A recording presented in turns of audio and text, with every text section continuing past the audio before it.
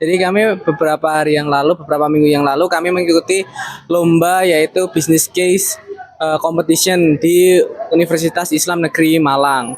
Nah, untuk awal mulanya sendiri kami mendapatkan informasi dari grup, lalu kami mencoba mendaftar, membaca guidebook. Habis itu kami mengumpulkan siapa aja yang ikut dan terpilihlah kami bertiga.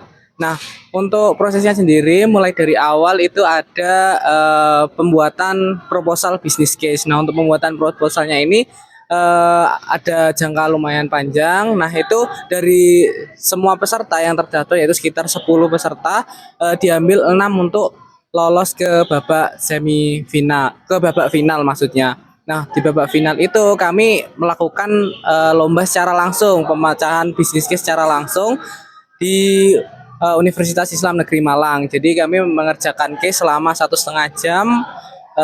Untuk hari kemarin, hari Jumat tanggal 18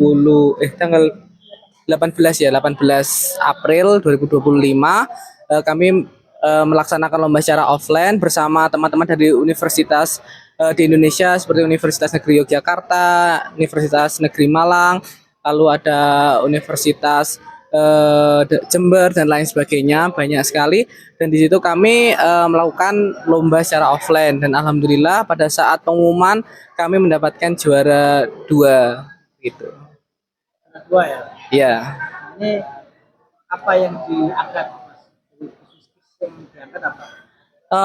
Untuk waktu seleksi masuk ke final, kami mendapat kasus bisnis berhubungan dengan pembangunan pagar laut di Indonesia yang berdampak pada arus dan navigasi perkapalan di PT Pelindo. Nah, kami membuat proposal untuk menyelesaikan masalah tersebut dan alhamdulillah lolos ke babak final. Nah, waktu final itu kami mengerjakan kasus lagi yang baru berhubungan dengan isu global saat ini yaitu tarif impor yang diberlakukan oleh Amerika Serikat.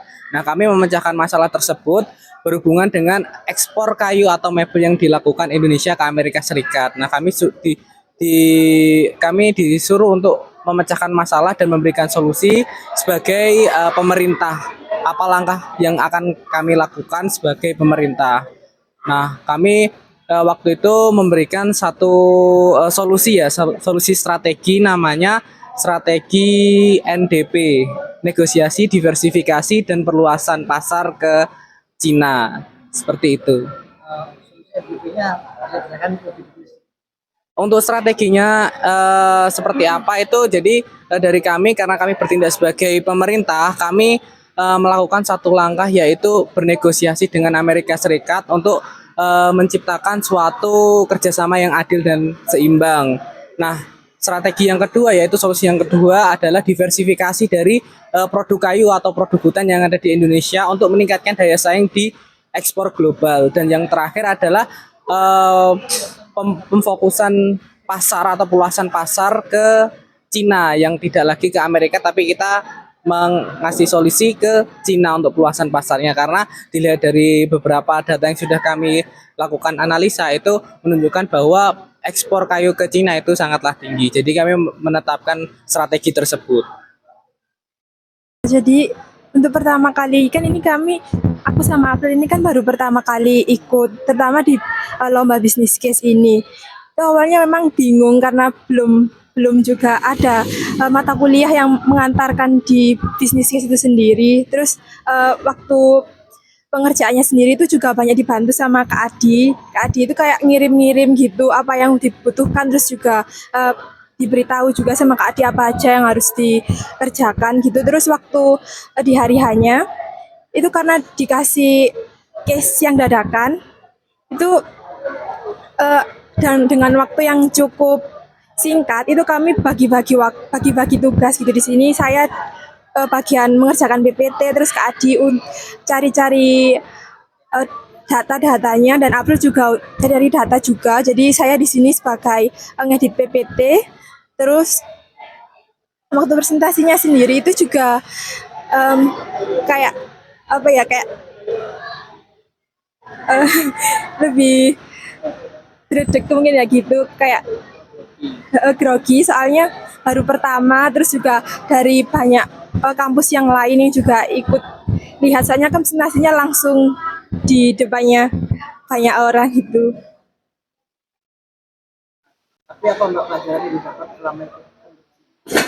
Eh, Mungkin dari pelajaran yang bisa didapat itu kayak em, public speaking itu juga lebih bertambah gitu kan, karena presentasinya itu langsung. Terus matkul yang tadi belum dijelaskan tuh jadi kayak lebih duluan dapat daripada yang lain.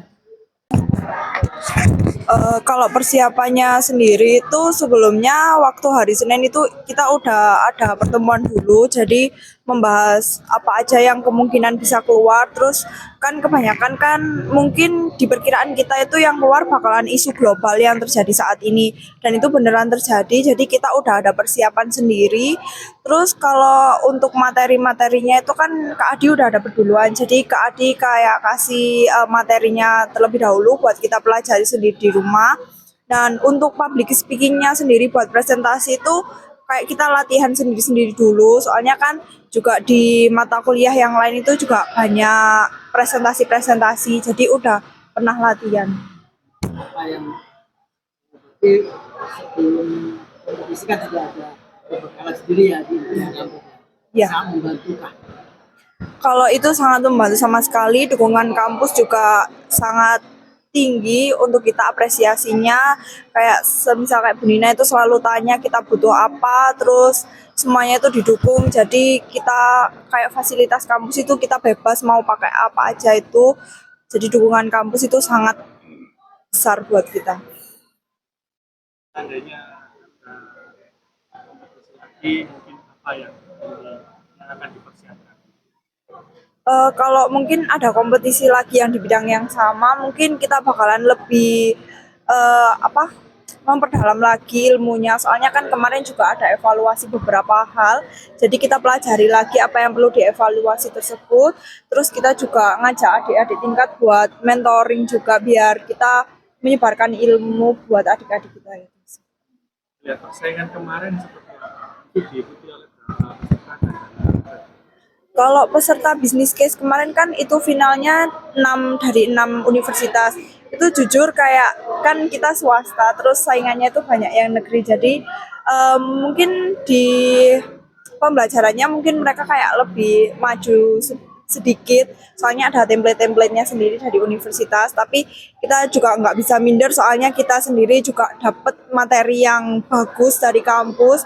Jadi ya kita percaya diri aja gitu.